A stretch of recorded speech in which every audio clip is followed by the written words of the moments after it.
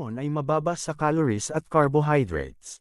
Ito ay isang mahusay na mapagkukunan ng mga antioxidant tulad ng bitamina C at flavonoids. Naglalaman din ang mga ito ng bitamina B6, iron, calcium, potassium, magnesium, folate at fiber. Mga benepisyo ng lemon: pinapanatiling malusog ang puso. Ang bitamina C na nasa lemon ay maaaring mabawasan ang panganib ng sakit sa puso at stroke.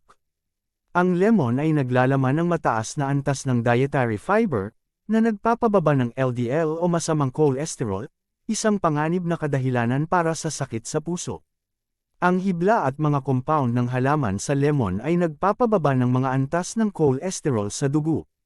Tumutulong sa pagkontrol ng timbang.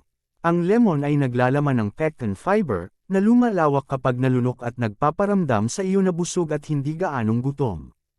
Sinusuportahan ng tubig ng lemon ang hydration ng katawan at pinapataas ang metabolismo na kapakipakinabang para sa pagbaba ng timbang at pamamahala ng timbang.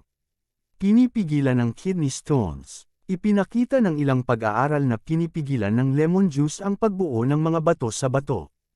Ang lemon ay naglalaman ng citric acid, na nagpapabuti sa mga antas ng citrate ng ihi, na pumipigil sa pagbuo ng mga bato sa bato. Pinipigilan ng anemia. Ang lemon ay hindi naglalaman ng malaking halaga ng iron.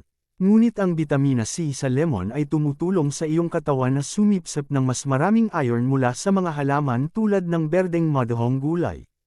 Ang pagpapanatili ng tamang antas ng iron ay nakakatulong na maiwasan ang anemia. Binabawasan ang panganib ng kanser. Ang mga antioxidant sa lemon ay pumipigil sa mga libreng radikal mula sa mga nakakapinsalang selula.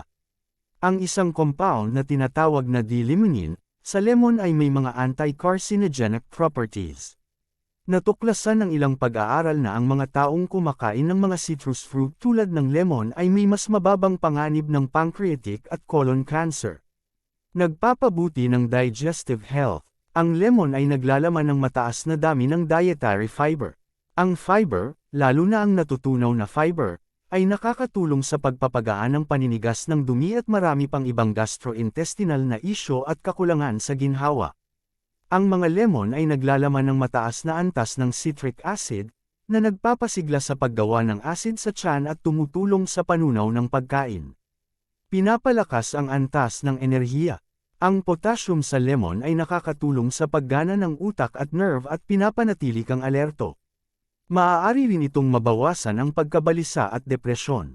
Ang mga electrolyte at potassium na nasa lemon ay nag-hydrate sa iyong katawan. Ang bitamina C na nasa lemon ay nakakabawas ng pagkapagod at nagpapalakas ng mood. Pinapalakas ang immunity. Ang bitamina C at mga antioxidant na naruroon sa lemon ay nagpapalakas ng iyong kaligtasan sa sakit. Ang lemon ay kayang labanan ang sipon at trangkaso. Ang isang baso ng maligamgam na tubig na may lemon juice at isang kutsarita ng pulot ay nagbibigay ng lunas sa ubo, sipon at trangkaso. Nakakatulong din ang lemon sa H1N1 swine flu, ingay sa tenga, at Meniere's disease. Binabawasan ang pananakit ng kasukasuan. Tinatanggal ng lemon ang uric acid na nasa iyong mga kasukasuan, na isa sa mga pangunahing sanhi ng pananakit at pamamaga sa iyong mga kasukasuan. Ang maligamgam na limon na tubig sa umaga ay makapagbibigay sa iyo ng ginhawa mula sa pananakit ng tuhod at kasukasuan. Nagpapabuti ng balat at buhok. Ang bitamina C ay gumaganap ng isang mahalagang papel sa pagbuo ng collagen. Pinuprotektahan ng collagen ang balat mula sa sagang at pinipigilan ang mga wrinkles. Ang lemon ay maaaring mag-exfoliate ng mga blackheads at makakatulong sa pag-alis ng mga ito. Nakakatulong ito sa pagbawas ng hitsura ng mga age spot. Ang mga antioxidant at bitamina C na nasa lemon ay pumipigil sa paglaki ng acne.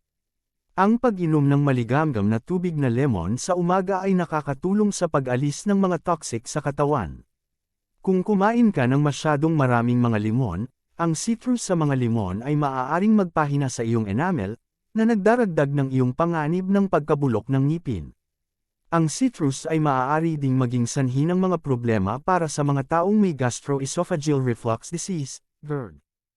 Ang impormasyong ito, para sa layuning pang-edukasyon lamang, at hindi layon maging kapalit ng isang medical na paggamot ng isang professional, ito ay pangsariling education lamang at dagdag kaalaman.